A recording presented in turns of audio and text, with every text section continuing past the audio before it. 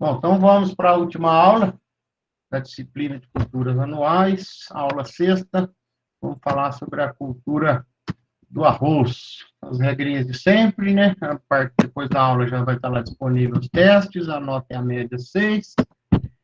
Durante a aula podem destravar o microfone e fazerem suas perguntas. Agora está todo mundo com o microfone desligado, legal. E fiquem à vontade aí para perguntar. E recomenda-se a leitura do material complementar que fica lá na área de vocês. Então, vamos falar do arroz. Tem uma frase aqui que eu gosto muito dela, que nos diz a importância, né? Eu vou ler. Nenhuma outra atividade econômica alimenta tantas pessoas, sustenta tantas famílias e é tão crucial para o desenvolvimento de tantas nações. A produção de arroz alimenta metade do planeta todos os dias e fornece a maior parte de renda para milhões de habitações rurais pobres e cobre 11% da terra arável do planeta. Ora, não precisa falar mais nada que nós estamos diante a principal cultura do mundo. Não é uma das principais do Brasil, não, é a principal do mundo. Só por essa informação aqui, ela cobre 11% de toda a agricultura do mundo, 11% é arroz. Alimenta metade do planeta todos os dias. Olha a quantidade que nós estamos falando de arroz, né? É muita coisa, né? É a maior parte de renda para milhões de habitações rurais, enfim, e responsável pelo desenvolvimento de tantas nações. É algo, né, como eu disse, é a principal cultura do mundo. Depois do arroz, quem sabe qual que é a outra principal do mundo que mais produz? A segunda cultura mundial. Trigo. Trigo, muito bem. Então, o arroz e o trigo estão aí. Hã? Feijão. Não, feijão não. Feijão só o Brasil come. No caldo quente, na feijoada, é só nós. Nós falamos isso aí lá na aula do feijão. É o A arroz e o soja. trigo. Ambos são os principais. O milho é importante, a soja é importante, mas em termos de fornecimento de proteína para nutrição animal, nutrição humana, é arroz e o trigo. Olha lá, produção, os principais países produtores, ano a ano, a gente vê que só cresce, cresce, cresce. Aqui, a China, 203 milhões de toneladas. A Índia, 160. Você vê que o Brasil produz pouco, mas está entre os primeiros maiores produtores do mundo. Então, a gente vê aqui, ó, quem mais consome arroz é a Índia e a China. É lógico, são as principais, os maiores países em termos de população, né? A maior população, a Índia e a China, mais de 1 bilhão cada país desse, né? A China lá com 1 bilhão e 400 milhões. Ó, os 400 milhões dele já é o dobro que o nosso, né? Ainda tem 1 bilhão e 400 milhões. Então, é lógico que o arroz é o principal alimento em termos de fonte de nutrientes. E veja que o Brasil, ó, aqui são continentes, aí o Brasil, se fosse um continente, a gente ia estar aqui em terceiro, quarto, quinto, sexto maior consumidor de arroz. Sexto não, porque aqui é maior, nós estaríamos em quarto. Ó, a gente, vamos falar, perde para a Índia, para a China. Aqui é o resto da Ásia, né? Todo o continente asiático, Japão, tudo, Filipinas, aquele pessoal lá. Aí entre a Europa, África e o Brasil está aqui, ó. Ou seja, a fatia nossa é essa verdinha aqui, ó, de quem mais come arroz no mundo. A gente só perde para a Índia, para a China, para a Ásia como um todo, e aí já vem a África, e aí já vem a gente. Nós estamos em quarto aí dos maiores consumidores de arroz no planeta. No Brasil, a gente vê que toda toda a região produz arroz, mas disparado, a região sul produz aí 80% do arroz que nós consumimos, vem lá da região sul. Depois vem a região norte, sudeste, centro-oeste e nordeste. Então, é uma cultura que está aí distribuída por todo o Brasil, mas é o forte dos gaúchos. Como eu disse lá no feijão, né, como que se complementam o feijão com o arroz. Agora, na aula do arroz, eu digo que o feijão complementa o arroz em termos de fornecimento de aminoácidos humanos, aminoácidos essenciais, né? Vê aqui, ó. O arroz tem pouco, lisina, o feijão compensa. Porque o feijão tem pouco aminoácidos sulfurados, o arroz compensa. Enfim, então, além de ser uma cultura, um agrado ao nosso paladar, ter encontrado um ótimo casamento para nós, né, com arroz e feijão, quem não gosta. Então, eles, além de serem agradáveis, aceitáveis à nossa cultura, ao nosso paladar, eles se complementam em termos de nutrientes, aminoácidos do organismo. Então, no arroz, vocês vão sempre ver que ele é chamado em tudo, quando a gente vai falar em comercialização, em produção, em vendas, em sacamento, sempre vai aparecer arroz descascado ou arroz polido. São os dois tipos de arroz que nós temos. O arroz descascado, ultimamente, ganhou um nome mais comercial aí, como chama? O arroz descascado, que para o produtor ele chama de arroz descascado, como que a gente chama, as cozinheiras chamam, lá no supermercado chamam. E arroz? Vamos lá, tá na moda aí.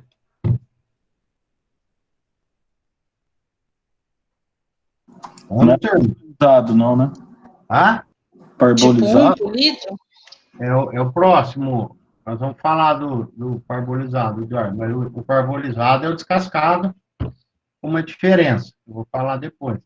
Qual que é o arroz que está na moda aí do pessoal? Quer emagrecer? Integral? Integral. O integral. Então, na verdade, o arroz integral sempre existiu. É agora que caiu na onda do pessoal fit aí, que quer emagrecer, saudável, é o arroz descascado. Então, para o produtor, ele não chama de arroz integral, ele é arroz integral quando ele está lá na panela, quando nós estamos comendo. Então, para o produtor, chama arroz descascado.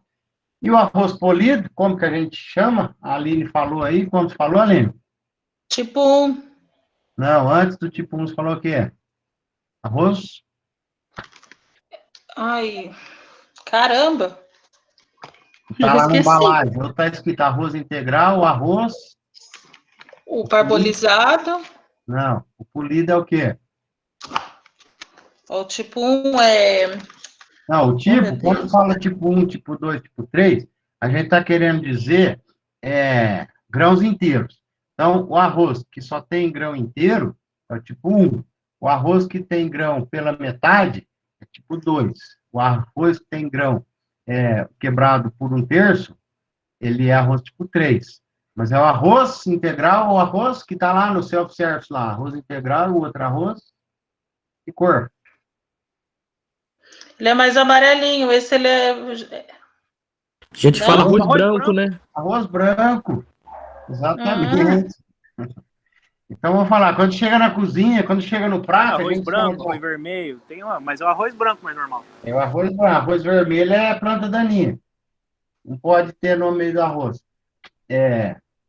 Então, na panela, chama arroz branco e arroz integral. Mas para nós que produzimos, para os produtores, é arroz descascado ou arroz polido. Polido. Arroz polido. Aí, o consumidor, qual gosta mais? O arroz branco. Ele é menos nutritivo do que o arroz descascado. Por quê? O arroz descascado, ele, como o próprio nome diz, ele só é descascado. O arroz, quando ele é polido, ele perde as vitaminas que ficam ali na superfície, porque ele é polido mesmo. Vamos ver a maquininha aí de polir, qual é, né? Uma máquina de polir, de pedra, rolo de pedra, ou de lixa e pule o arroz. Então, ele fica branquinho. Então, é arroz polido. O arroz descascado não passa pelo polimento. Então, ele é mais rico em fibras, ele é mais rico em nutrientes, ele é mais rico em vitaminas. Por quê? Porque ele não passou pelo polimento. Quando pule, todo mineral, todo nutriente, toda vitamina que está ali na superfície do grão, se perde no polimento. Então, por isso que o arroz, em termos de nutrição, o arroz integral é muito mais saudável, tem muito mais vitamina. Não é, eu particularmente não acho mais gostoso, eu acho ele meio seco, não gosto particularmente. Tô entre os 80% que come o arroz branco. O arroz integral, o pessoal que quer emagrecer, porque não só arroz, né, mas todo alimento integral, qual que é a ideia? Como ele é rico em fibras, a digestão demora mais, o nosso organismo, o estômago, demora mais para digerir um alimento cheio de fibra. Então, ele fica mais tempo no nosso sistema digestivo, no nosso estômago, no intestino fino. Então, a sensação de saciedade, a sensação de que você está satisfeito, dura muito mais quando você come uma comida integral, por causa disso, porque as fibras são mais demoradas para digerir, então vai ficar lá dentro do seu sistema digestivo, e isso engana o cérebro de que você tem comida ainda, e não pede mais comida. Então, não é que o alimento rico em fibra emagrece, é que ele te engana a não pedir mais comida. Não pedindo comida, você vai ficar mais tempo satisfeito, você vai emagrecer porque você vai comer menos. Então, essa é a diferença quando fala de alimento com fibra. No caso do arroz, além da fibra, tem mais vitaminas. Veja aqui, ó, arroz descascado com arroz polido. No beneficiamento, olha, quanto que perde? O arroz sem casca, ele tem 2,2 de gordura, quanto 0, é gordura, não a gordura maléfica, né? São os carboidratos. 0,36 no arroz polido. Aqui precisa até tirar, não é gordura, é carboidrato. Fibra, 0,83% o arroz descascado. O arroz polido, 0,25% de fibra. Então, veja que o arroz integral, o arroz descascado, não polido, tem aí 4 vezes mais fibra do que o arroz polido. Proteínas, 9% no arroz descascado, 7,48%, uma diferença de 17% quando você passa o arroz pelo polimento. Além disso, remove vitaminas do grupo B, ó, remove 80% da tiamina, remove 50% da riboflavina, 65% da niacina, são vitaminas do grupo B. Resumindo, o arroz integral é muito mais nutritivo em termos de alimentação. E aí entra o outro, vocês disseram aí, Eduardo falou, o parboilizado. O que é o arroz parboilizado? Ele é o descascado e polido, como o arroz branco. A diferença é que antes de polir, ele passa por um cozimento, um pré-cozimento, que como que é? Nós vamos ver um pouco mais detalhado. Mas ele passa por um pré-cozimento com água quente e faz com que os nutrientes e as fibras que estão na casca desçam para o arroz. Então, vamos falar assim, o grão está inteiro. O arroz parbolizado, você vai descascar e polir ele depois, mas ele primeiro, quando ele ainda está inteiro, você cozinha ele em água quente. Então, tudo que está ali na casca vai para o grão, a vitamina e a fibra da casca desce para o grão. Então, ele é um arroz pré-cozido. No começo, o parboilizado era chamado de arroz pré-cozido, mas esse nome comercialmente não deu certo, né? As pessoas viam lá, mas arroz pré-cozido e tal. Aí mudou para parboilizado, que na verdade quer dizer pré-cozido do mesmo jeito, só que em inglês é parboiled. Eu não vou parboilizam, coisa assim, em inglês, duas palavrinhas, eu esqueci, eu sabia, esqueci. E quer dizer, na verdade, quer dizer pré-cozido. Então mudou o nome, deixou mais bonitinho um pouquinho, chama de parboilizado, mas na verdade é um arroz pré-cozido, que mantém os nutrientes e as fibras do arroz integral. Ele cozinha mais rápido. Por que que ele cozinha mais rápido? Porque ele já foi cozido uma vez. Então, ele cozinha muito mais rápido. Às vezes, metade do tempo. Então, por isso que a gente vê muitos refeitórios, por exemplo, de empresa, que hoje optam pelo arroz parboilizado, um refeitório com 1.000 funcionários, chega lá 500 para almoçar de uma vez, fica lá cozinhando arrozinho branco, arroz integral, mais ainda, né? O arroz integral demora mais ainda para cozinhar. O arroz branco também demora, vamos falar assim, pensando no refeitório de empresa, que tem 1.000 funcionários para almoçar tudo junto, o parbolizado é metade do tempo para ficar pronto. Ele fica rapidinho cozido. Por quê? Porque ele já foi cozido uma vez. Você está cozinhando ele a segunda vez. Então, ele é muito mais rápido. Então, muitas empresas, às vezes, adotam até um tom de propaganda, né? Diz que nosso arroz é parbolizado, portanto, tem mais nutrientes, tem mais fibra. Falando assim, empresas, né? Eu já vi empresas falando assim, que no nosso refeitório, comida pronta, né? Pronta para vender. E no nosso refeitório, damos preferência ao arroz mais nutritivo, parbolizado. Mas, na verdade, é enganação, porque ele está pensando no cozimento mais rápido, né? Você faz a comida mais rápida e libera espaço aí para menos funcionário fazer mais coisa. E olha lá, o parbolizado com relação ao branco, quando ele passa por esse processo de cozimento com casca, né, como eu disse, as fibras vão para a casca, vão para o grão. Olha lá, o parbolizado tem 63 gramas de fibra, o arroz branco 49, de proteína tem 3,2, 2,3 o arroz branco, gordura 0,6, 1,18, calorias 123, 124, a mesma caloria. Então, vejam que realmente, quando esse arroz ficou mais nutritivo, quando você cozinhou ele com casca, a empresa, a fábrica, lá no o distribuidor ou o beneficiador de arroz, cozinhou, deixou ele mais nutritivo mesmo. Como que é feito? Né? Era chamado pré-cozido, então aqui, ó, parbolização, deixa o arroz imerso em água a 50 graus. Depois ele vai ser descascado e polido, mas mantém os nutrientes como se fosse um arroz integral. Mantém as vitaminas, fósforo, magnésio e, claro, que nas suas proporções. Então, qual é o processo de fazer o arroz parbolizado? Primeiro tem uma fase que chama de encharcamento, com casca, você mergulha ele na água quente, deixa algumas horas, o arroz absorve a fibra, absorve tudo, e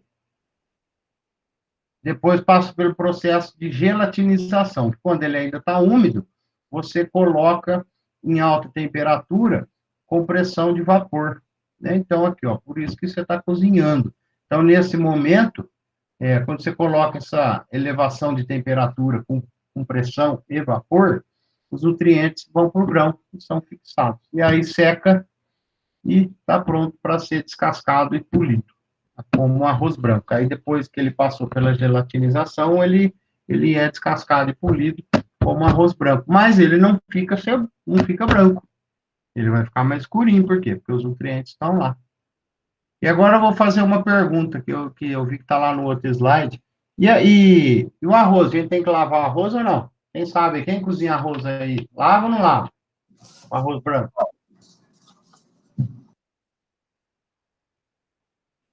Quem falou aí? Tem que lavar ou não tem? Não. Não tem. Quem acha que tem, quem acha que não tem? Professor, eu não lavo, não. Agora eu não sei não, né? Eu não sei o porquê. A minha mãe lava aqui e se eu fizer arroz aqui sem lavar, eu não como, não. Ela tá perto.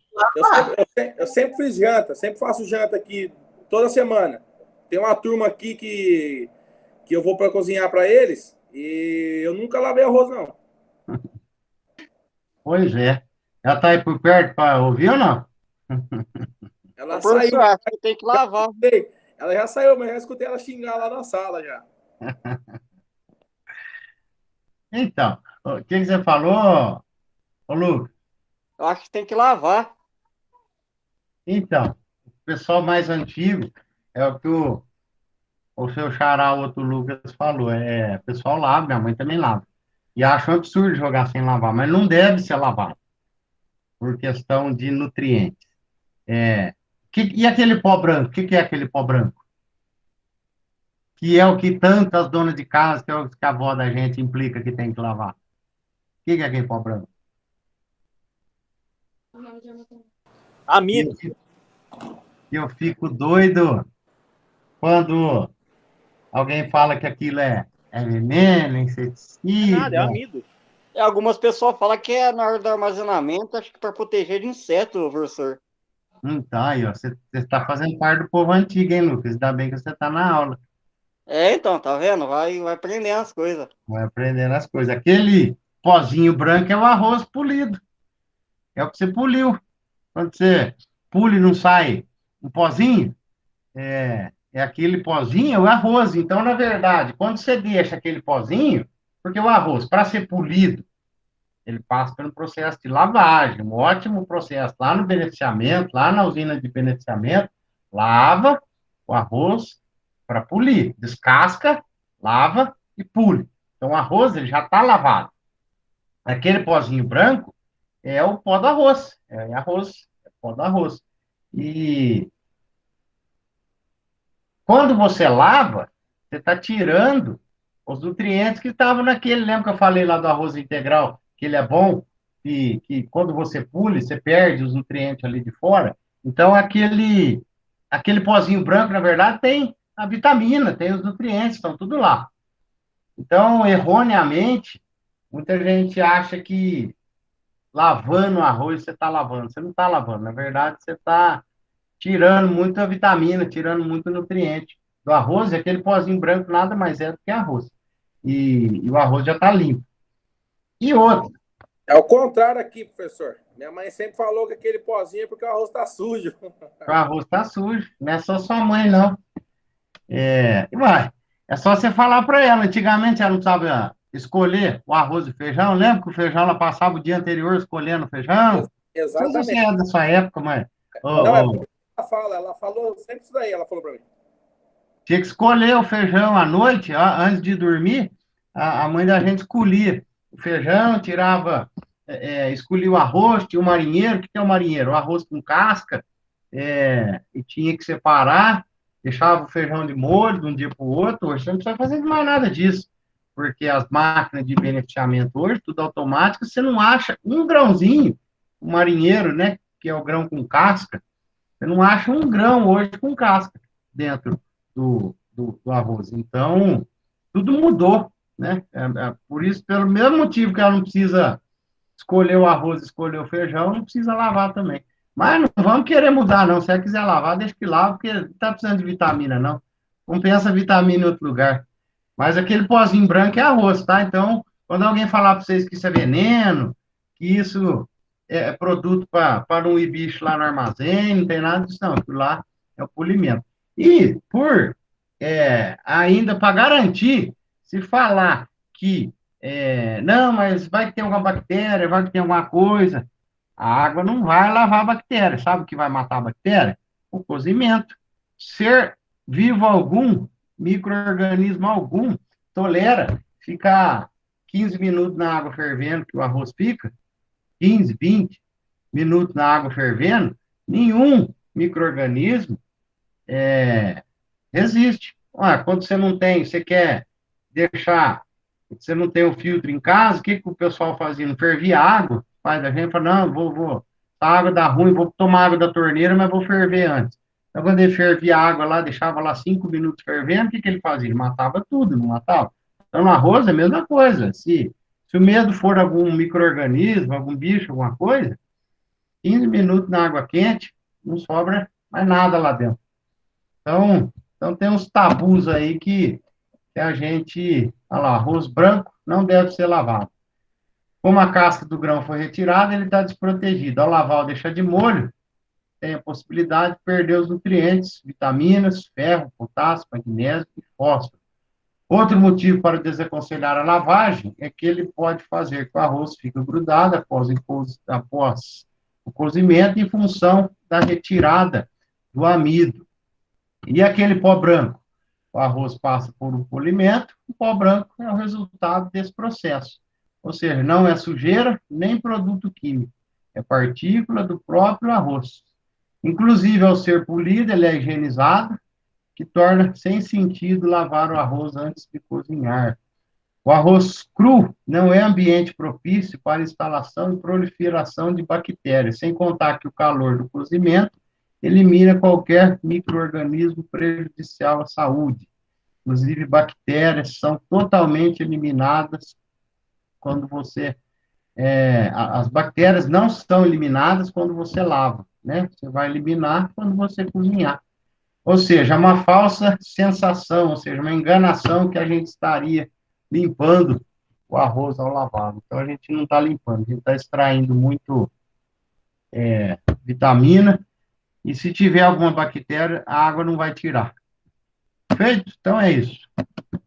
Então, olha lá, o Brasil é o maior produtor de arroz fora da Ásia, produz 15 milhões de toneladas de arroz, e a gente consome 12, ou seja, o que a gente produz dá para o nosso prato só. Produz 15, come 12. 75 tá lá no sul, 2 milhões e meio de hectares, valor bruto 4 bilhões, 30 mil risicultores e 350 mil empregos diretos, ou seja, é uma fatia gorda do mercado agrícola, né? O pessoal das empresas aí, das multinacionais, gostam de estar atento à lavoura, à cultura do arroz no Brasil, porque nada, são 2 milhões e meio de hectares. Pois não, Eduardo? Risicultor é o produtor de arroz? Isso. Vou falar agora. Risicultor é o produtor de arroz. A risicultura é a produção de arroz. O risicultor é o produtor. Aí. Tá escrito aqui, ó. 30 mil risicultores e 350 mil empregos diretos. Exatamente. Risicultor é o produtor de arroz. E o arroz é chamado risicultura. Mas, pouco dito, é o nome, o português correto, mas no dia a dia é lavoura de arroz, né? Planta de arroz, não fala risicultor.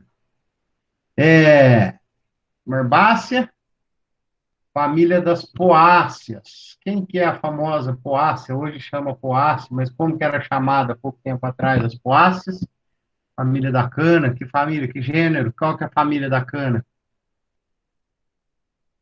Hoje é poácea também, né? Mas nós sempre chamamos, até 2, 3 anos atrás, chamava de gramínea. Então, poáceas são gramíneas. Gênero do arroz é oriza.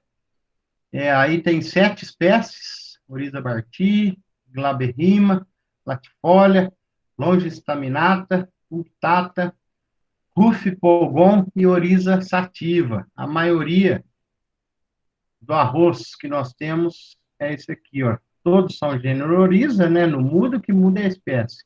Oriza sativa é a maior quantidade, a maior produção é da Oriza sativa. É uma planta que, como a gente vê, né, muito parecida com a gramínea, com a cana, por exemplo, olha lá, uma panícula, tem a flor masculina e feminina, se autofecunda, tira o grão, e que é a semente, que é o que a gente se alimenta, né? A gente se alimenta da semente do arroz. Então, ele tem o como central, e as folhas, raiz fasciculada, típica de panícula, né? Típica de gramíneas. Professor, Pois não, Lucas? o arroz, o trigo, a cevada são bem parecidas, né? São bem parecidas. Tanto é que a É tudo do mesmo gênero? É a mesma família. Gênero, não. Ah, entendi.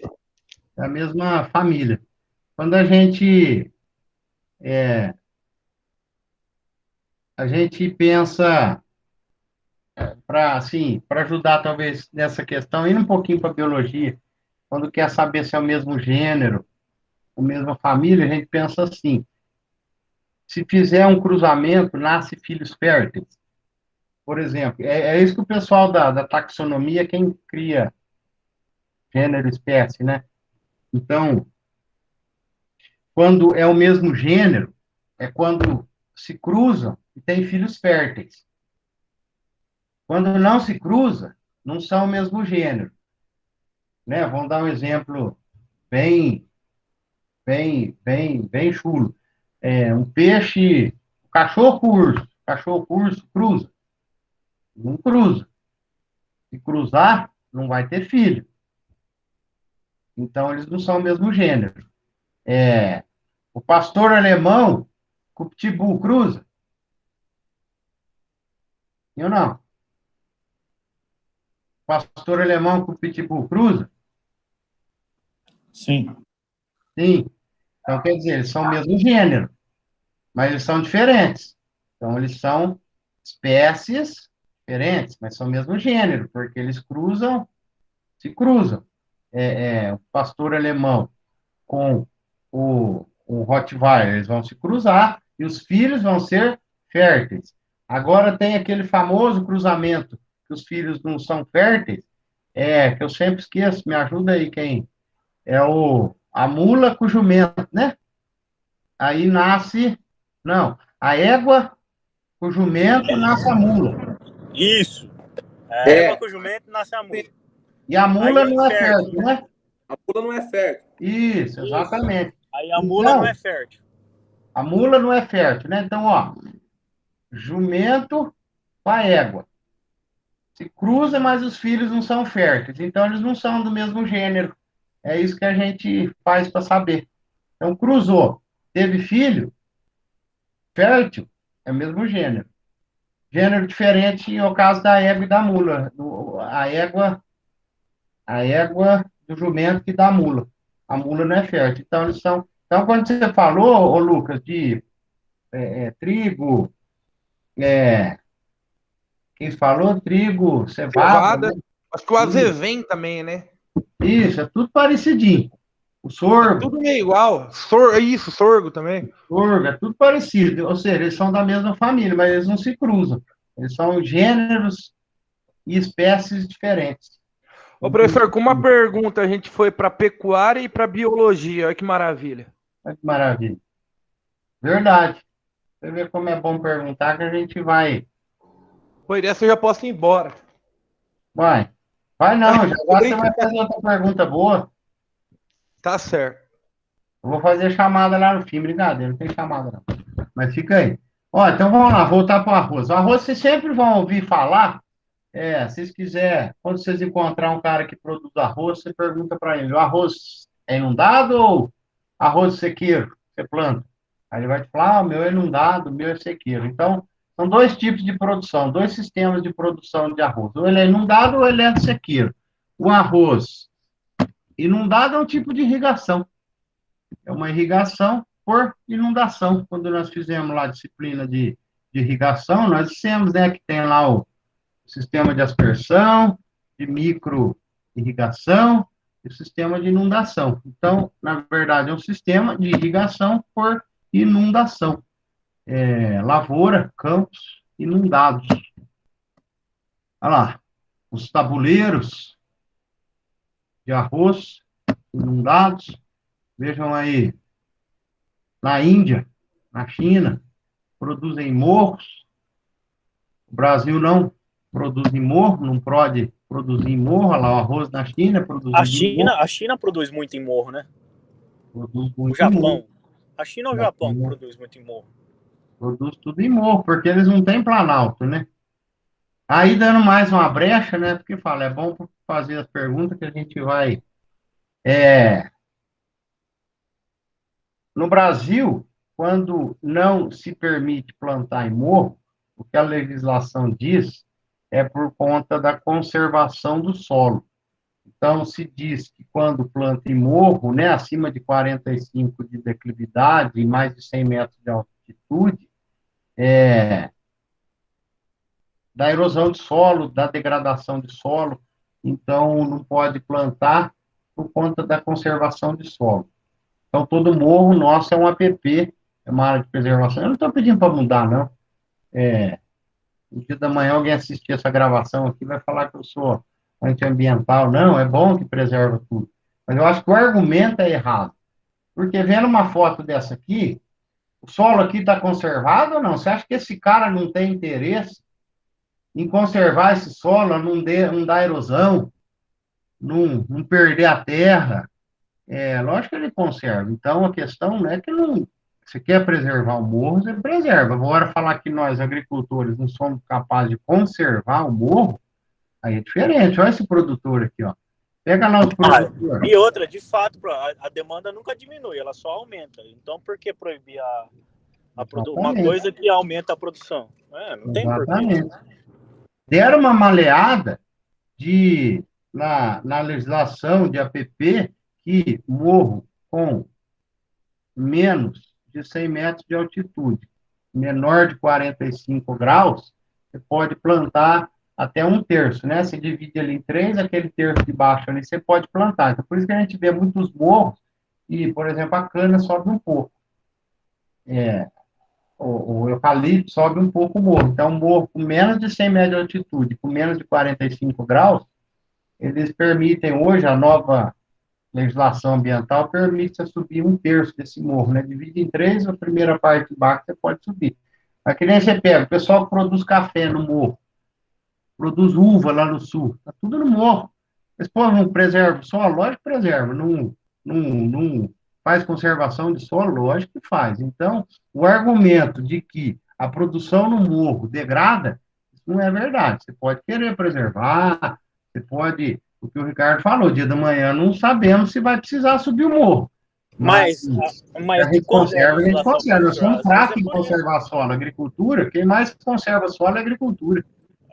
Mas de quando é a legislação? Às vezes, o nego não tinha tecnologia que tem hoje para prevenção de erosão também. Né? Exatamente. Aí vai ver uma legislação de 1922, sei lá. A legislação nova agora deu uma melhorada. Não, a nova é mais recente agora, 2008. Mas, daí por isso que deixou subir 1/3 do morro.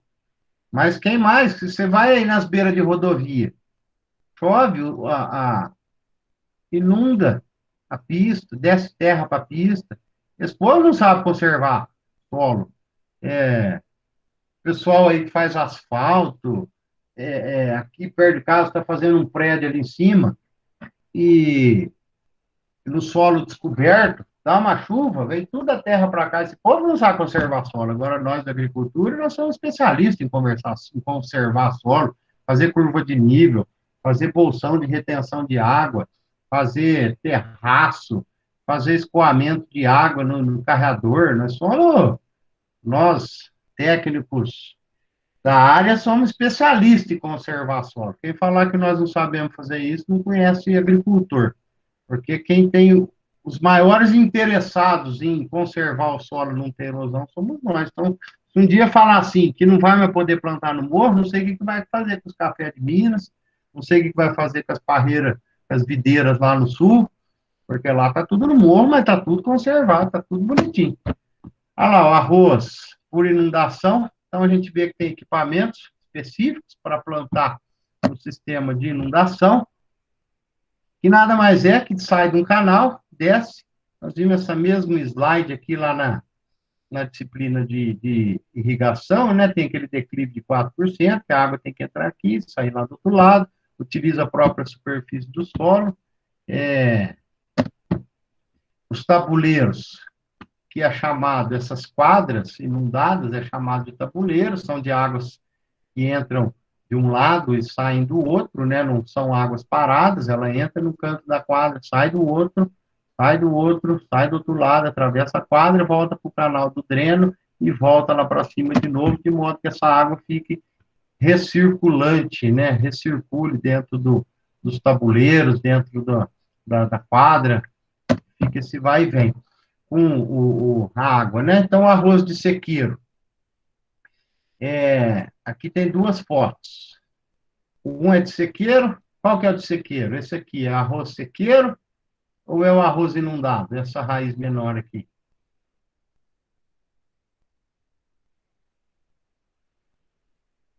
Vamos lá, tem 50. É inundado?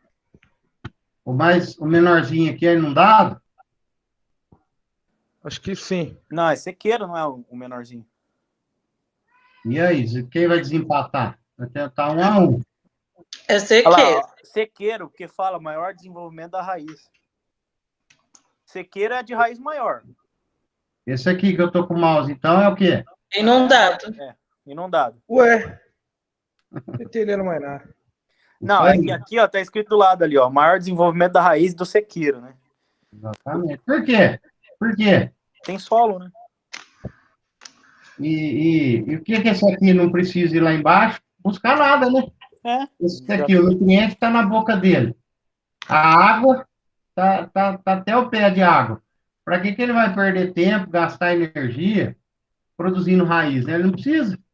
Ele só precisa de um pouquinho de raiz na superfície aqui, ó, para a planta parar em pé. E não precisa aprofundar, né? Porque a água está na boca dela, da planta. Então, o arroz sequeiro, ele aprofunda. Por isso que uma cultivar de arroz sequeiro não pode ser plantado inundado e vice-versa, né? Então, nós temos cultivar de arroz específico para cada sistema de produção. Então, é isso aí, ó, arroz sequeiro, você tem maior raiz, para ir lá buscar os nutrientes. E o arroz inundado, sente seca? Não. Sente chuva? Não. Sente nada. E qual que tem mais? Vamos ver aqui, ó. Tem um meio termo aqui, que é o várzea, mas representa muito pouco cultivo em várzea. Vamos aqui, ó, 51% da área de arroz é inundado. 49%, 47% é sequeiro. 2% é na várzea. Então, ó, cultivo inundado e cultivo em terra alta. Quase meio a meio, né? 51 contra 47. Mas dá uma olhada na produção. O cultivado, o inundado, 75% da produção, contra 25%, 24% do arroz sequeiro. Ó, em termos de área, eles são iguais. Mas, olha, um produz 4 vezes mais que o outro. Por quê? O que ele tem a mais? Produtividade. Né? Olha aqui, ó, arroz inundado produz, em média, 7 toneladas por hectare. O arroz sequeiro produz 2 toneladas por hectare. Então, por isso que a gente vai ver aqui, ó, a produção de arroz no Brasil hoje, olha aqui, ó, ano a ano, aqui, ó, arroz sequeiro, arroz inundado, era 4,8, 2,8, 2,8, hoje, ó, 1.500.000 toneladas produzido de sequeiro, 10.800 produzido de inundado. Então, vai todo mundo tá indo cada vez mais, é óbvio, né? Se um hectare você pode produzir 10, por que você vai produzir 1, 2? Então, é lógico que o pessoal está indo para o arroz irrigado. Veja aqui a produtividade, ó. 2 toneladas por hectare do sequeiro, 7, a média do Brasil, 7,5 do inundado por hectare, ou seja, produz aí 3 vezes mais, 4 vezes mais o arroz inundado do que o arroz sequeiro. Vamos lá. Tipos de semente. Só antes disso, vou fazer uma pergunta. O arroz sequeiro, se o dia da manhã você quiser produzir ele inundado na mesma área, você consegue ou não? Hoje você produz sequeiro, amanhã você quer produzir inundado, e aí? Dá ou não dá? Na mesma área, na mesma propriedade, no mesmo talhão, na fazenda, lá no seu sítio. Sim ou não? Não. E Acho aí? que não. Quem mais acha que sim ou não? Bom, lá na frente Na hora que estiver na foto, eu repito a pergunta. Mas obrigado, Aline, de ter respondido aí. Lá na frente eu te digo se você acertou ou não. Vou esperar mais alguém falar. Vamos lá, tipo de semente. Nós temos semente seca, pré-germinada. Vocês vão ver aqui, tem bastante slide, viu? Daqui para frente, mas vocês vão ver que tem muita foto. Então, a aula já Professor, Oi? mas vai depender muito da cultivar, né, também. Porque Não. Ou vai ser Sim. a mesmo tipo de cultivar? Eu não entendi muito bem a pergunta. Não. Você tem que mudar. Cultivar para arroz sequeiro não serve para arroz irrigado. É outra cultivar. Tá. Mas Beleza. se você mudar, você tem que mudar cultivar. Sim, se você planta sequeiro, quer mudar para inundado, você planta inundado, quer voltar para sequeiro, você tem que mudar cultivar. Cada uma tem a sua cultivar específica. Então, nós temos 3 tipos de semente de arroz. Plantio, sistema de semeadura. A semente seca, semente pré-germinada e o transplantio. Semente seca, pode plantar ela a lanço ou em linhas. Plantio a lanço, plantio em linha.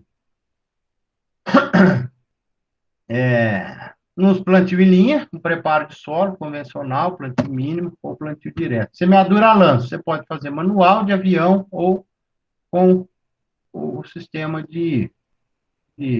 das aletas, né, mesmo do adubo. Vantagem, rapidez e economia. Obviamente, se você fizer a lanço, vai ser muito mais rápido do que você usar uma plantadeira dessa aqui, né? Plantar essa aqui de baixo. O mouse não aparece aqui. É bem mais rápido você plantar aqui em cima do que você plantar aqui embaixo, certo? Vai depender. Vamos ver que não é bem assim. Então, aqui a espalhada no terreno, porém, você precisa incorporar. E depois que você aplicou a lanço, você tem que passar uma grade levinha para incorporar 3 centímetros. Se ficar muito superficial, os pássaros vêm e comem tudo. Se afundar demais, e além de, se tiver muito raso, além do solo secar por cima, não nascer, os pássaros vão levar embora. Aqui você vai gastar de 180 a 200 quilos por hectare. Problema, fica irregular e emergência desuniforme. Então, você plantar com colhedora, você colher com colheitadeira, vai dificultar um pouco.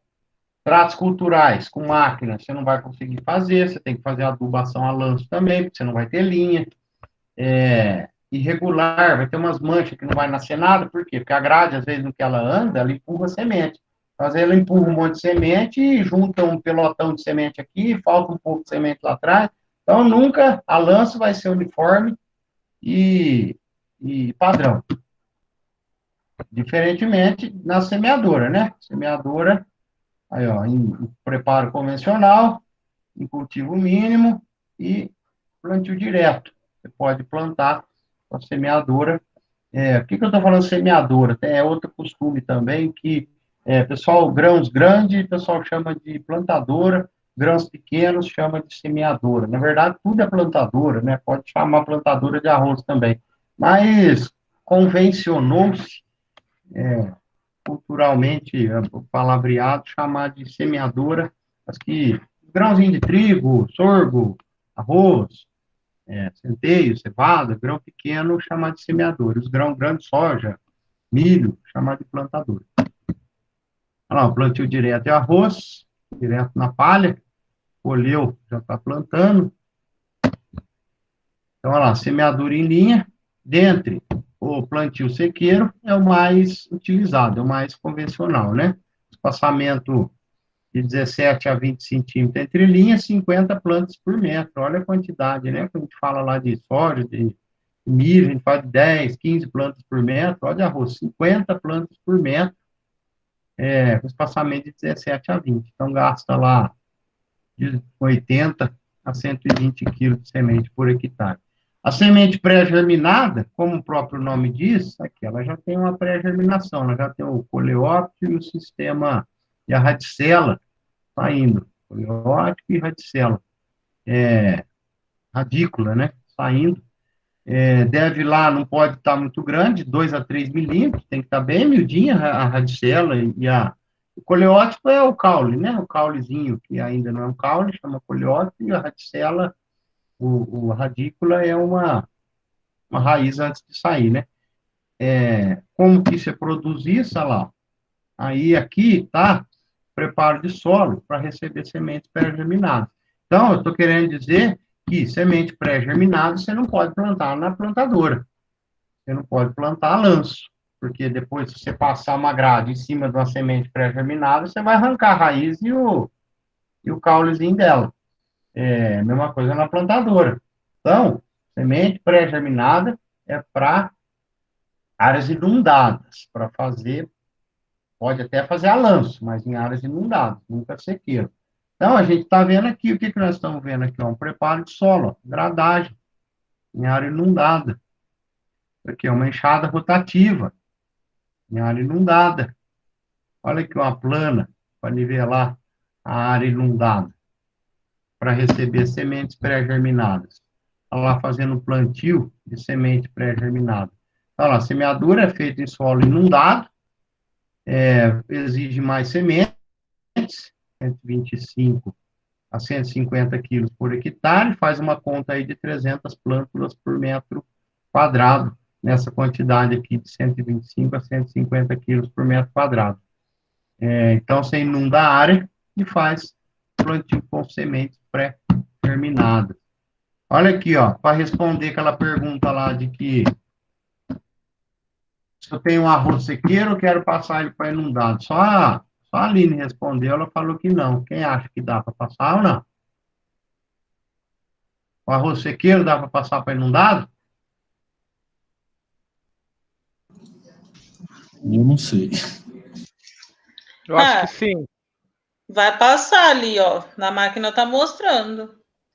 Vai preparar o solo para poder inundar ele. Agora, um inundado não passa para sequeiro. Passa também. Passa também? Só você secar ele. Só Não, taca terra lá no inundado. Haja água, hein? Água, muita água. Então, é isso aí. Se eu quiser inundar minha quadra, eu inundo. Olha lá, estou fazendo um preparo de solo com água. Veja que os pneus, eles sempre têm... Tem uma outra foto aqui, ó. Veja que ó, o pneu tem tipo uma nadadeira aqui, uma patola para emendar do lado aqui, para ele ficar mais largo. Olha lá, para não afundar. Mas mesmo assim afunda. Mesmo assim, olha lá, preparando um solo para inundar. Aqui já devia estar inundado. Preparo de solo com água nas quadras, com grade, enxada rotativa, preparo de solo. Ó, aqui atrás é seco, ó. Provavelmente aqui do lado de cá é seco. Ele preparou, fez como é que fala aqui, uma barreira e encheu d'água. Para obter a semente pré-germinada, você deixa dentro da água. 24 a 36 horas, 200 quilos por hectare, você distribui a lanço, de 20 a 30 dias depois, você pode secar aquela área. Olha lá, um plantio, produção, essa foto está horrível, mas é uma produção, olha lá, sementinha pré-germinada, fazendo plantio a lança, semente pré-germinada, uma quadra inundada. Olha lá, preparando uma quadra para inundar. Aqui atrás está seco, ó. Preparou uma quadra para inundar. Olha o plantio. Essa foto está errada. Aqui não é plantio, aqui é plantio, transplantio. Olha o plantio de semente pré-germinada, em quadra inundada com avião. Ó. Quadra plantada com semente pré-inundada. Olha lá, preparando para inundar. Solo seco. Parece um carretel de linha aqui, ó. Olha lá, ele faz a barreira. É um solo seco. Esse solo aqui nunca foi inundado na vida, solo seco. Está construindo as taipas, os tabuleiros. Ela faz a barreira aqui e enche d'água. Você vai produzir seu arroz irrigado. Detalhe, o que precisa ser raso? É qualquer tipo de solo? Também não, né? Que tipo de solo dá certo? O que tem que estar rasinho ali para dar certo?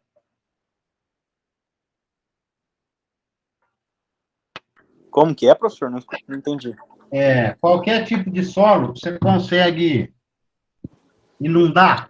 Todo solo você consegue inundar, encharcar ele ou não? Se for arenoso, não dá. Exatamente. Tem que ser mais Então, argiloso. Tem que ser um argiloso, alguma coisa assim. um argiloso. E qual que é a outra coisa que tem que ter para baixo um pouco ali, obrigatoriamente? O lençol freático. Então, tem que ser um solo que retém água, com lençol freático raso.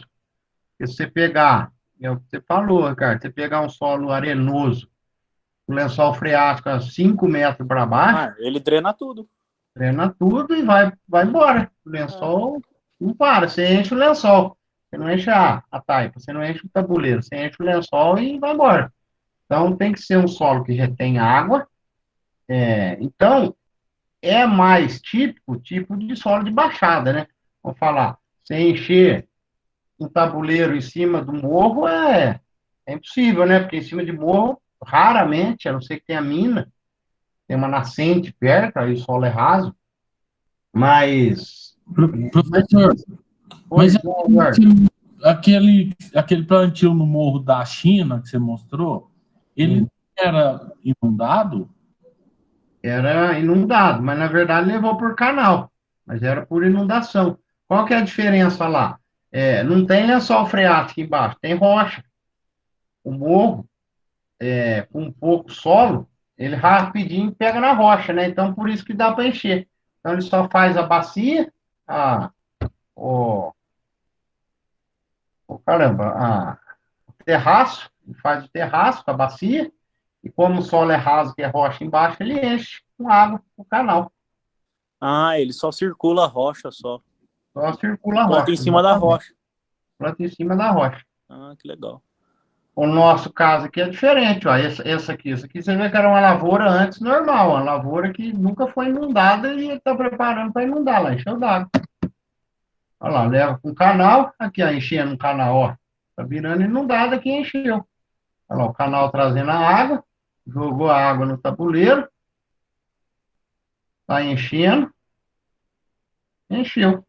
Então, ou seja, era um arroz sequeiro virando inundado, que vai produzir lá 4 vezes mais. Aqui a área com inundação, olha lá, aqui atrás é sequeiro, aqui está inundado. E o outro sistema, então, falamos da semente seca, falamos da semente pré-germinada e o transplantio. O transplantio você produz a muda no viveiro. Igual a hortaliça, né? A hortaliça a gente não planta a muda no canteiro, né? A gente planta a muda, depois a gente transplanta, né? Leva a mudinha pronta já, né? O arroz transplantado é a mesma coisa, você planta a sementinha dentro de caixa de isopor, com as medidas já da plantadora, depois que ela atinge certo tamanho, você leva para o campo plantar, ou máquina, ou mão. Olha lá o transplantio. Por que eu falei que a bandeja tem que ter um padrão? Porque é o padrão da máquina, da plantadora de transplantio, da transplantadora, da máquina que faz o transplante. Ou você faz à mão, olha lá, fazendo o plantio, aqui na mão dele, aqui, ó, tá as plantas e ele vai plantando. Então, ó, transplante, espaçamento entre 14 e 22, 3.000 plantas por hora, um homem, 6. Rendimento médio de uma transplantadora de 3.000 metros quadrados por hora, você precisa de 120 a 130 caixinhas dessa por hectare. Lá fazendo. Não tem umas plantadoras de MPB de cana hoje, de arroz já faz muitos anos que tem plantio de MPB. Então a caixinha eles chamam de tapetinho, né? Cada tapetinho tem de 120 a 150 mudinhas, põe aí de 100 a 300 gramas por caixa.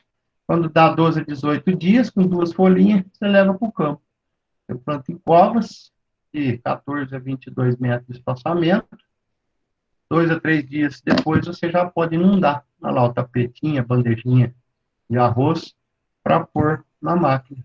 Olha lá, a mudinha de arroz. Então, aqui ele vai individualizar, né? Ele não vai plantar tudo isso junto. Ele não vai só arrancar da caixa e enfiar lá, ele vai individualizar, plantinha por plantinha. Olha lá, uma caixinha para transplantio de arroz. Olha lá, a senhorita fazendo um plantio aqui de maquininha, aqui. Que arrumadinho que é. Plantadoras, transplantio de arroz pré-germinado em mudinhas, né? Em áreas inundadas. Plantio manual, mesma coisa, né? 40, 50 gramas, 300 a 500 metros quadrados de canteiro, pode receber 40, 50 quilos de semente, semeadura a linha ou a lanço. Aqui o transplante manual, para plantar 1 hectare, você precisa de, por dia, de 30 a 40 homens, para plantar 1 hectare, transplantar 1 hectare de arroz. É lógico, você vai plantar um por uma, né? Com 20 a 30 dias, 25 centímetros de altura, se for manual, você leva. Quando é com máquina, você leva com 12 centímetros.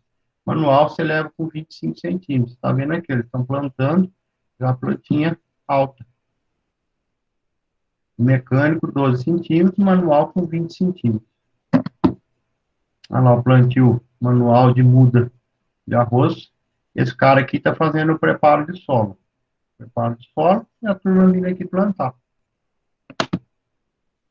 Então, isso aqui, o manual, falei, né? Distribui as mudas dentro da área lá, a lâmina de água, 5 centímetros.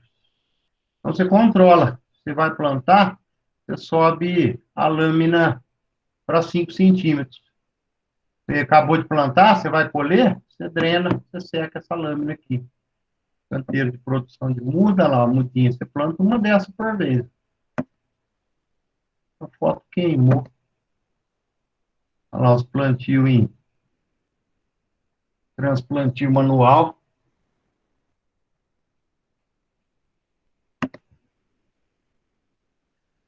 Requisito, a água tem que ser de boa qualidade, exigente, tem que ser de boa qualidade, né, para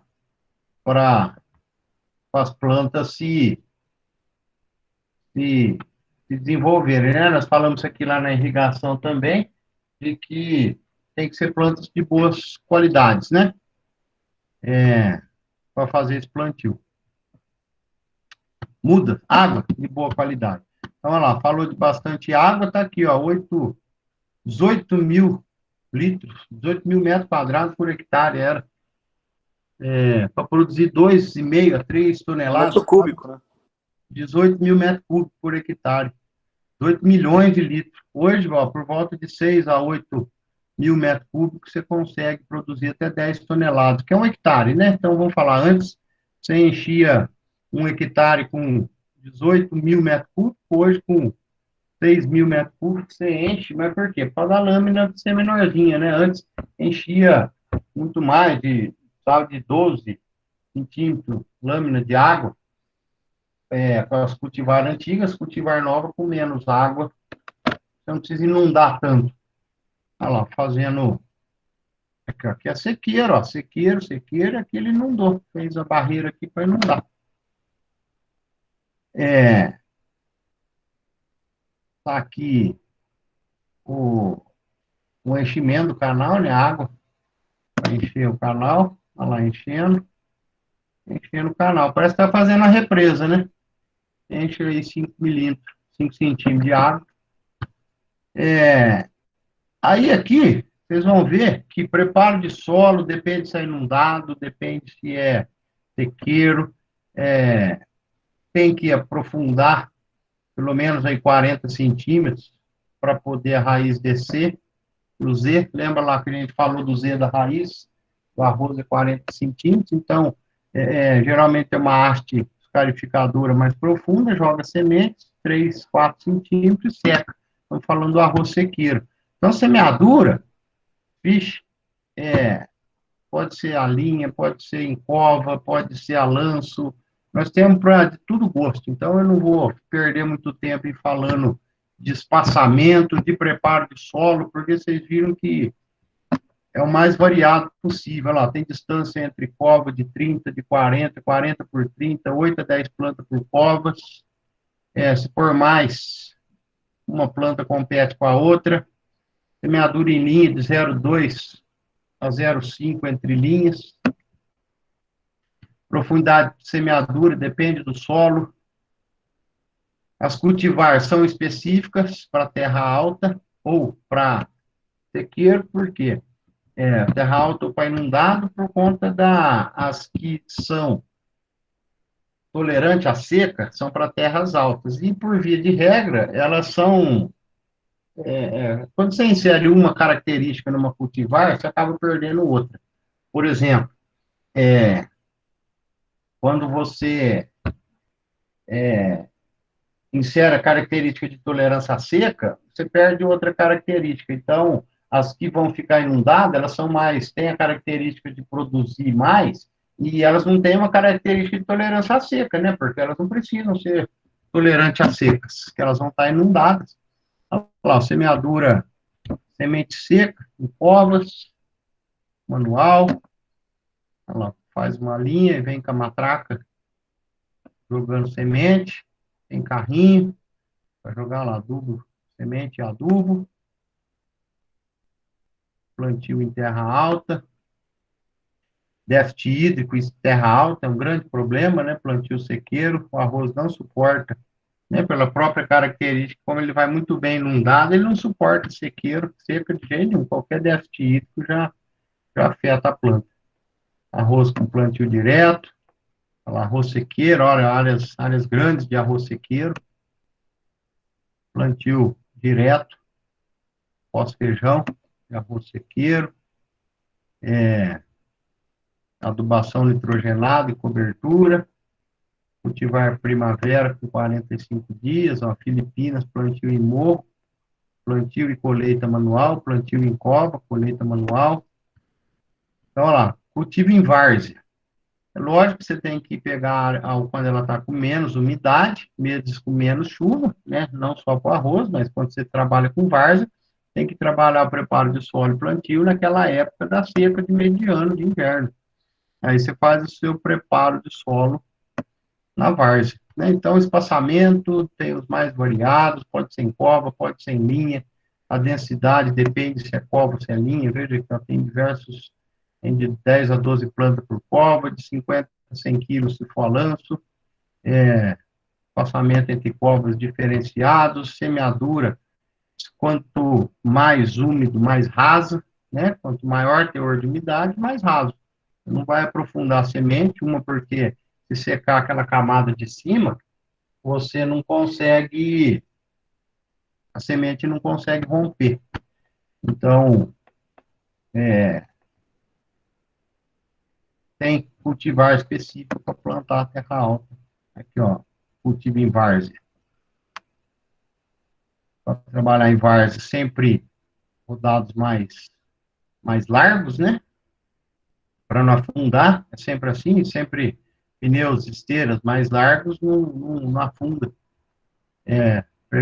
Física, né? Pressão é igual força sobre área. Quando você aumenta a área, você diminui a pressão. Então, para trabalhar em várzea, sempre tem que ser os rodados largos. Semente seca, plantio mecanizado. Então, você pode plantar na sua lamininha, em cova, lanço. Um preparo de solo convencional para receber o plantio de arroz. Aqui, ó, uma coisa fundamental, essa plaina.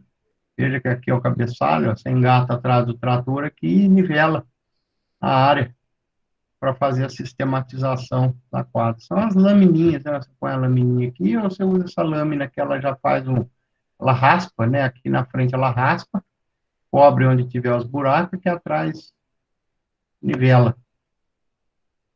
Semeadura, terra alta, plantio direto, de arroz em terra alta. Então, olha lá, espaçamento variado, densidade de sementes variadas. Você vê que tem de 50 quilos por hectare a 400, de 50 a 250 quilos por hectare. Então, tudo depende do solo, depende se é irrigado, se é inundado, se é em várzea, várzea úmida. A gente vê aqui em terra alta com aspersão.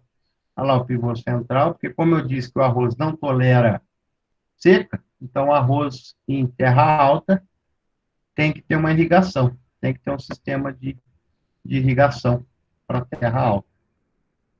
Vantagem, você garante a produção, aumenta a produtividade, melhora a qualidade do grão e reduz custo, né? Lógico, porque se aumenta a produção, reduz o custo.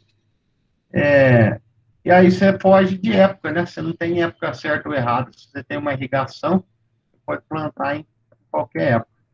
Vamos lá, cultivares. Temos cultivares, a Embrapa é a maior produtora de cultivar de arroz que nós temos. Lá em Goiás tem a Embrapa Arroz e Feijão, que é quem se dedica ao desenvolvimento de novas cultivares de arroz, lá na Embrapa. Então, as novas cultivares, né, sempre são mais resistentes a pragas e doenças, mais produtivas, de melhor qualidade de grão, maior quantidade de grãos inteiros após o beneficiamento, que é o garante o arroz tipo 1, tipo 2, tipo 3, grãos com melhor aproveitamento culinário e alta expansão, né, que é o arroz pós-cozido, tem um tamanho maior. Então, veja lá, um arroz, cultivares de arroz em Embrapa para terras altas. Então, lá tem uma quantidade, aqui tem as regiões onde eles são recomendadas, potencial de produção, quantidade, quilo de semente por hectare, as doenças que eles são resistentes, olha lá, arroz irrigado. Então, você vê que nós temos um portfólio para arroz de terras altas, um portfólio Embrapa para arroz irrigado, e um não serve para outro. Questão de adubação, no arroz se utiliza-se muito adubação foliar, até pus aqui, análise de solo ou adubação foliar. Lembrando só as diferenças, que a análise de solo pré-plantio, análise foliar após o plantio. Qual que eu faço? Pré-plantio ou pós-plantio? Faço análise de solo ou faço análise foliar? Isso não é só para arroz, né? De maneira geral. Quando eu preciso uma resposta rápida de qual estado que minha planta está, eu tenho que fazer uma análise foliar. Como o ciclo do arroz ele é bem curto, eu não tenho tempo, se tiver faltando um nitrogênio, por exemplo, eu não tenho tempo de esperar o ciclo, esperar uma análise de solo. Eu já pego e levo a folha, que a folha já vai me dizer se eu tenho ou não tenho aquele nutriente nela, se está presente ou não. Vamos falar, já é o exame de sangue, né? Eu não estou tomando, vamos falar, análise de solo é para você tomar uma vitamina para não ficar doente. Análise foliar, já fez seu sangue para você saber o que está faltando para você tomar o remédio. Então, isso aí, para nós também na agricultura, funciona assim, né? Você vai fazer uma análise de solo para fazer o plantio, para fazer a adubação correta, para fazer adubação correta, para fazer adubação que a planta vai precisar lá na frente. Para você ter o resultado imediato, você precisa fazer análise foliar, tá? Então, qual que eu faço? Faço os dois. Um deixa o outro a desejar. Análise de solo, geralmente, não faz enxofre micro, porque não é de rotina fazer. Adubação de nitrogênio foliar, você precisa fazer análise foliar para saber se você faz ou não uma adubação de nitrogênio. Porque você precisa saber se o que você pôs no solo está na planta. Como você vai saber se o nitrogênio chegou na planta para produzir aquele potencial que ela tem para produzir? Tem que fazer uma análise foliar. Corre e faz a análise foliar. Sai, fica pronto lá no mesmo dia. Amanhã você já pode pôr uma adubação nitrogenada. Tá? Então, nitrogênio, para saber, não adianta depois que você plantou, você fazer análise de solo para nitrogênio. Tem que fazer análise da folha. Isso não é só para arroz, para tudo, tá? Porque o que você pôs no solo, parte vai perder, né? Lembra que tem a volatilização da amônia, tem a lixiviação do nitrogênio. Então, o nitrogênio que pôs no solo vai sumir. Vai sumir para onde? Tem que sumir para a planta, né? Não pode sumir só para a atmosfera. Então, você tem que fazer uma análise foliar para saber se o nitrogênio que você pôs no solo está na planta. Aí você faz uma calibração. O que é a calibração que a gente fala? Você vai adubando. Veja aqui, ó, dose de potássio e produtividade. Ó, você pôs 30 quilos por hectare de potássio, produziu um pouco. Depois 60, opa, aumentou a produtividade. Depois 120, opa, aumentou mais. Depois 180, não aumentou, manteve. Você pôs 240, diminuiu. Então, isso aqui chama curva de calibração. Você vai pondo o nutriente e ver se aumenta a produtividade. Opa, ó, de 60 para 120 aumentou. 120 para 180 estabilizou. 120 para 240 caiu. Então, o ideal é aqui, ó, 120 quilos. Então, isso aqui é a calibração de nutriente para a planta. Aqui, ó, deficiência de nitrogênio, aquelas folhas amareladas, né? Então, aqui, ó, lá no fundo, deficiência, e as plantas verdes têm deficiência. Aqui, ó, as folhas secas com deficiência de nitrogênio, uma planta sem nitrogênio não cresce. Quando tem deficiência de nitrogênio, que geralmente é porque tem pouca matéria orgânica, ou porque lixiviou, desnitrificou, a erosão levou o nitrogênio embora. O sintoma aparece nas folhas mais velhas, né? Aquela questão que o nitrogênio é móvel dentro da planta, ele sai das folhas mais velhas e vai para as folhas mais novas. 40, 50 quilos por hectare de N, parcelado 1/3 no plantio, 2/3 no florescimento. O arroz irrigado, a dose é maior, de 90 a 100 quilos de N, parcelado também 3 vezes, 1/3 no plantio e 2/3 depois. Sulfato de amônio ou ureia. Ureia tem mais nitrogênio, sulfato de amônio você ganha com enxofre. Essas são as duas formas mais utilizadas de nitrogênio e fazer a incorporação. Então, a deficiência de N e uma adubação por cobertura 45 dias após o plantio. Veja o resultado, né? Então, plantas anuais de ciclo curto, gramíneas, por exemplo, o impacto favorável de produtividade com N cobertura é muito grande, né? Excesso de N, problema, porque a planta cresce muito rápido, cresceu muito rápido, ela afina e acama. Então, excesso de nitrogênio é problema também, crescimento muito rápido, ela não incorpora, cresce fina e tomba. Então, esse é o problema de excesso de N no arroz, olha lá, o tombamento, acamamento ou tombamento por excesso de nitrogênio, olha lá, acamamento por excesso de nitrogênio. Mais um motivo importante, você fazer uma análise foliar, porque vai que o teor de nitrogênio na planta já está satisfatório, você vai lá e faz uma adubação de cobertura. Ela vai ganhar um crescimento muito rápido e vai tombar. Fósforo, o contrário do nitrogênio, aparece sintomas nas folhas mais velhas, ele é imóvel na planta, aqui está escrito móvel, mas está errado, imóvel. Causa aquele arrochamento na folha, né? Atrasa o ciclo, reduz as raízes, 40, 90 quilos no sequeiro, 60, 90 no arroz irrigado. O ideal é o meio bem solúvel ou em pó. Aí a deficiência, uma planta sem fósforo, uma planta com fósforo. Olha a diferença. Potássio, ela exige muito potássio, porém, você não precisa pôr tudo, e uma parte volta na palhada, quando se faz plantio direto, a adubação de potássio diminui, veja aqui, ó, 30, 50 quilos só, sendo que o arroz irrigado pode chegar a 80, porque a palhada, o plantio direto do arroz sequeiro, devolve boa parte do potássio. Reduz o crescimento da planta, causa clorose quando está em deficiência, e auxilia no desenvolvimento da raiz. Aqui, ó, a planta com potássio e sem potássio. Olha lá os sintomas. Planta sem potássio, com potássio. Contrário, sem potássio, com potássio. Cálcio, que é imóvel na planta, aparece nas folhas mais novas, causa necrose. Calcário, para manter o pH 5,5. Então, sempre que a gente fala planta necessária, necessidade de cálcio para a planta, sempre é suprido pelo calcário. Olha lá a deficiência de cálcio na planta, a planta simplesmente não cresce. Dentre os micronutrientes, zinco e ferro é o mais importante. As deficiências de zinco, rochamento na folha, crescimento deficiente decorrente à falta de fósforo e ferro, sintomas de magnésio, cobre, boro, e aqui em cima é enxofre.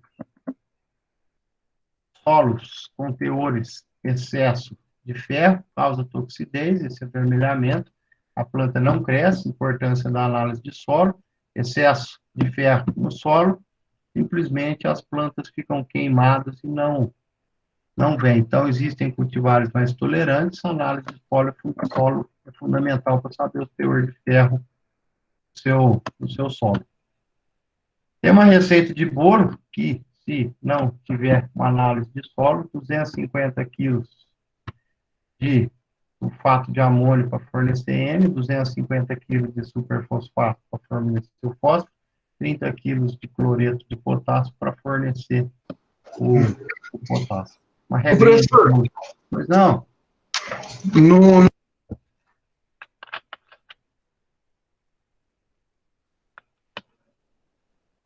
Ô, Lu, saiu do ar aí.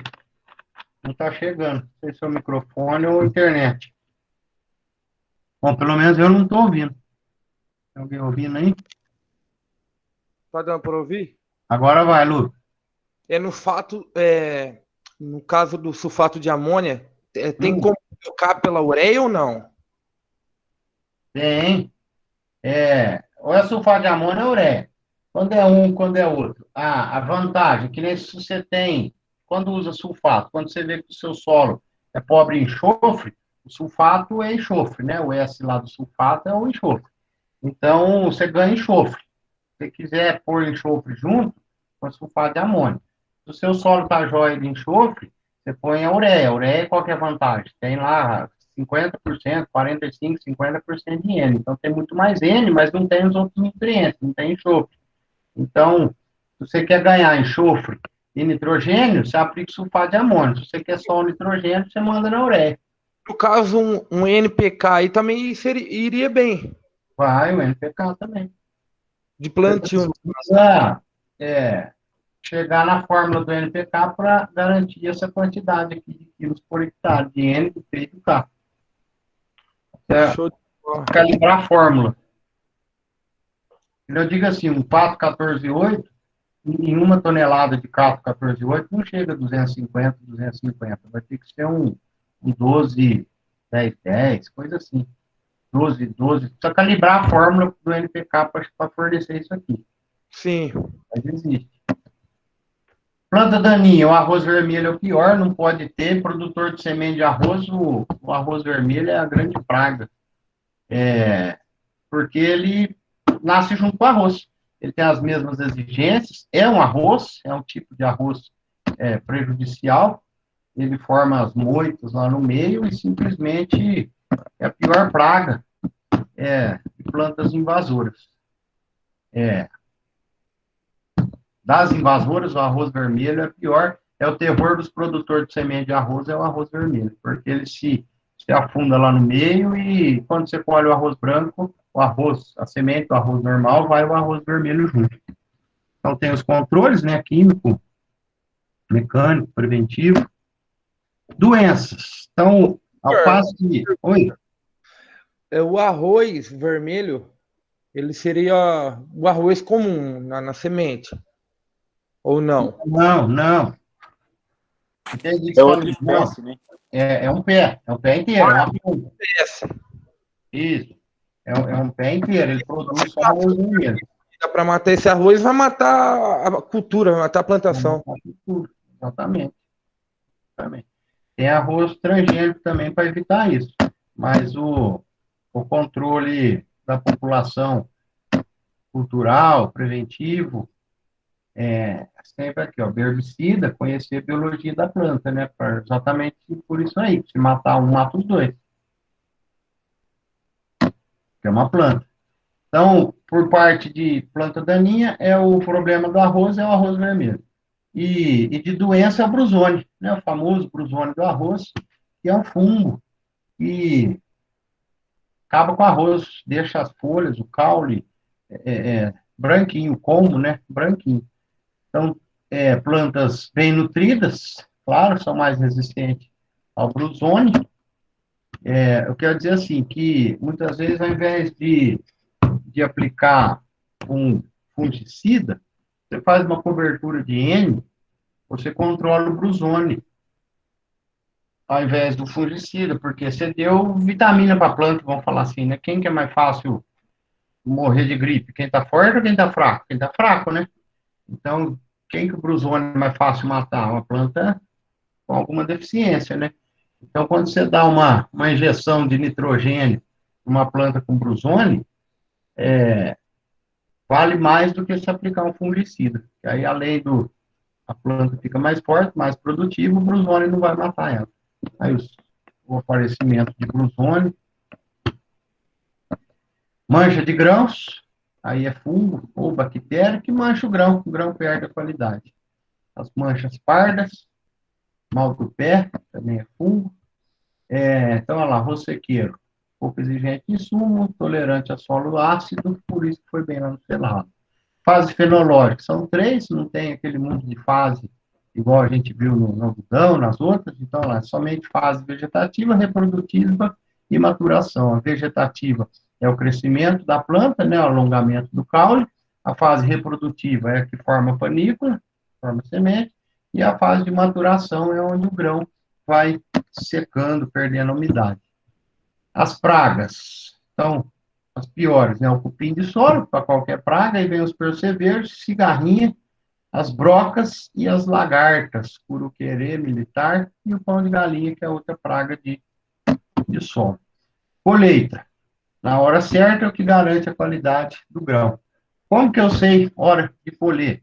O cacho pendente. Lembra a panícula lá? A panícula, quando o ponto de colheita do arroz é esse. A panícula, ela fica para cima.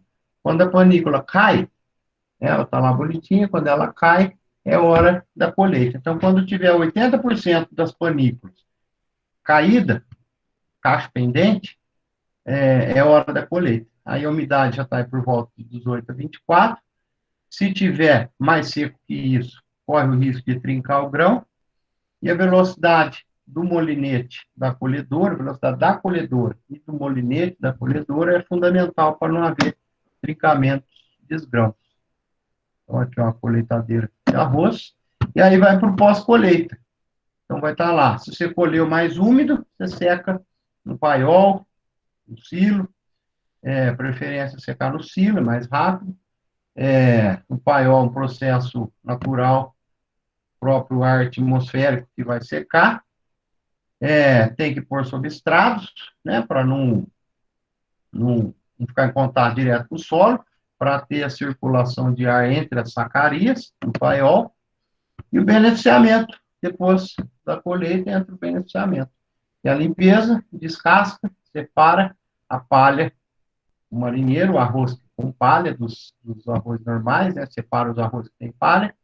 Brunição, que na verdade é o nome correto do polimento. Então, você limpa, descasca, separa alguma palha, pule e classifica o grão seu.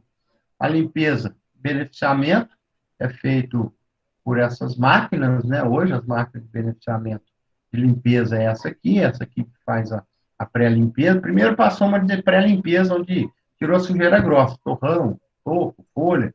Aí depois vem essa aqui que faz a limpeza mais detalhada.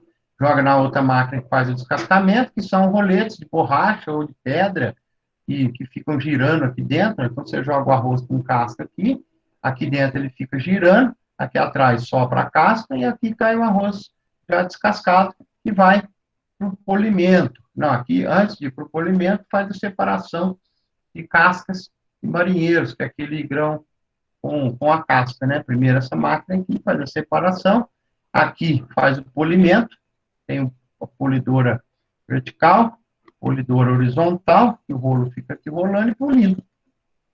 E aí vai para a classificação.